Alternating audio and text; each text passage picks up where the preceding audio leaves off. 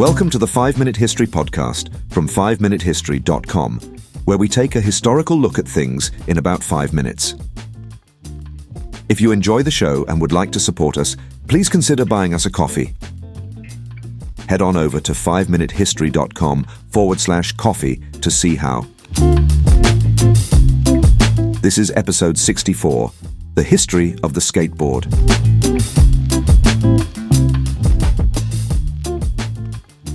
The history of the skateboard is a tale of creativity, innovation, and cultural evolution. What began as a simple modification of roller skates in the mid-20th century has grown into a global phenomenon, combining sport, art, and self-expression.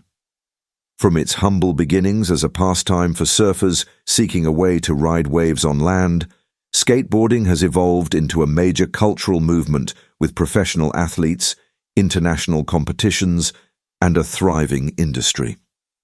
Skateboarding traces its roots back to the late 1940s and early 1950s in California, where surfers sought to recreate the experience of surfing on flat ground. The earliest skateboards were primitive constructions, often homemade, consisting of wooden planks with roller skate wheels attached to the bottom. These makeshift devices allowed riders to simulate the sensation of surfing when the ocean was calm, earning skateboarding its initial nickname, sidewalk surfing. It was a rough and unpolished activity, but it quickly captured the imagination of adventurous young people. By the early 1960s, skateboarding began to gain wider attention. Commercially manufactured skateboards became available, with companies like Makaha and Hobie producing boards designed specifically for the new sport. These boards were still rudimentary, with narrow decks and clay wheels that offered little traction or control. Nevertheless, skateboarding's popularity grew rapidly, aided by media coverage and competitions. The first skateboarding magazine, The Quarterly Skateboarder, debuted in 1964, helping to legitimize the activity and connect a growing community of enthusiasts. However, the sport's initial boom was short-lived. By the late 1960s, skateboarding's popularity had waned, largely due to safety concerns. The clay wheels used at the time were prone to slipping, causing accidents and injuries. Skateparks were virtually non-existent, and skaters often rode in the streets, leading to clashes with pedestrians and authorities. As a result, skateboarding entered a period of decline, with many viewing it as a passing fad rather than a serious sport or cultural movement. The revival of skateboarding in the 1970s was driven by a crucial technological breakthrough, the invention of urethane wheels. These new wheels, developed by Frank Nasworthy, provided better grip and shock absorption, making skateboarding safer and more enjoyable. The introduction of urethane wheels coincided with improvements in skateboard design, including wider decks and trucks that allowed for greater stability and control. These advancements revitalized the sport, attracting a new generation of skaters. During the 1970s, skateboarding began to develop its own distinct identity, influenced by the countercultural movements of the era. Skaters pushed the boundaries of what was possible, experimenting with new tricks and techniques. The emergence of empty swimming pools as makeshift skateparks was a pivotal moment, giving rise to the vert skating style that would become synonymous with the sport. Riders like Tony Alva and Stacy Peralta became pioneers of this new approach, carving out lines and executing aerial maneuvers that had never been seen before. The rise of skateparks during this period further legitimized skateboarding as a sport. Dedicated facilities provided safe spaces for skaters to hone their skills and compete against one another. The development of competitions and sponsorships helped to professionalize skateboarding, attracting attention from mainstream audiences and media. By the late 1970s, skateboarding had established itself as more than a pastime. It was a vibrant subculture with its own style, music, and ethos. The 1980s saw skateboarding reach new heights of popularity, driven by the emergence of street skating. Unlike vert skating, which required ramps or bowls, street skating could be done anywhere, using urban environments as the stage for creativity. Skaters began to incorporate everyday objects like stairs, rails, and benches into their tricks, blurring the line between sport and art.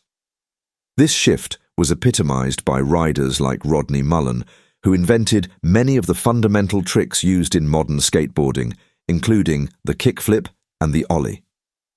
The era also saw the rise of skateboarding as a visual art form, with bold graphics adorning decks and clothing lines inspired by skater culture. Brands like Powell Peralta and Santa Cruz became iconic, fostering a sense of identity and community among skaters. Skateboarding videos became a powerful medium for showcasing talent and inspiring newcomers, with productions like the Bones Brigade video show capturing the imagination of a generation. Despite its growing popularity, skateboarding faced challenges in the 1990s as public perception oscillated between admiration and criticism. Skaters were often seen as rebellious or anti-establishment, leading to restrictions on where they could ride. However, this period also solidified skateboarding's cultural significance, as it became synonymous with independence, creativity, and defiance of convention. The turn of the 21st century marked a new era for skateboarding. The sport gained mainstream recognition with the inclusion of skateboarding in events like the X Games, which brought professional skaters like Tony Hawk to global prominence. Hawk's success, particularly his iconic completion of the 900, a 2.5 rotation aerial spin, cemented skateboarding's place in popular culture. Video games, such as Tony Hawk's Pro Skater, further amplified its reach, introducing millions to the sport through a digital lens. Today, skateboarding is a thriving global phenomenon, with professional leagues, Olympic recognition, and a massive industry supporting its growth. In 2021, skateboarding made its debut at the Tokyo Olympics, marking a significant milestone in its evolution from a countercultural activity to an internationally celebrated sport.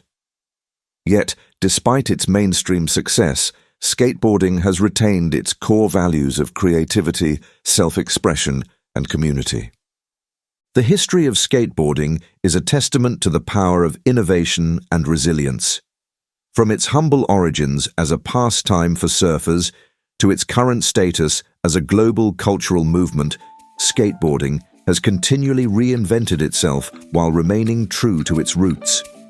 It is a sport, an art form, and a way of life that continues to inspire and unite people of all ages and backgrounds, proving that a simple plank of wood with wheels can change the world.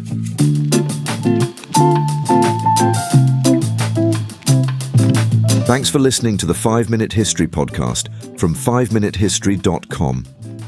If you enjoy the show and would like to support us, please leave us a review wherever you get your podcasts, and don't forget to subscribe so you don't miss any future episodes.